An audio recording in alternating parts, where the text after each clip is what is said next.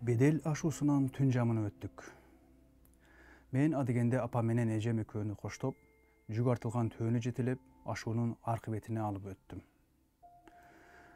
Бул жалгыз аяк кууш чыйыр жол кар алдында калып аябай тайгак болуптур. Кар алдында көк муз. Төмөндө 2-3 аркан араң жерге түшкөн, бийик тик жар бар экен. Бут кичине эле тайса учуп өлгөнүң ошо. Мен апа менен эжем ашуунун тигил тарабына калтырып коюп, инимди алып өтүү үчүн кайра артка кайрылып келдим.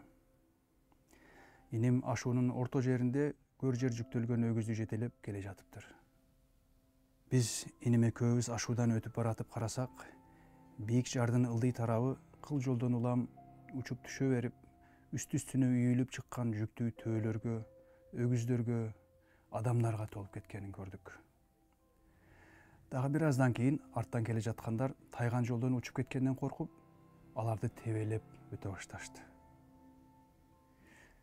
Бул тирик муштуудай оор, жан кейинткен көрүнүш эле. Түркүн малдын айкыргы үркүрүгү, адамдардын озоңдогон, онтогон үндөрү, ызы чуу аралашып айлана дүңгүрөп турду.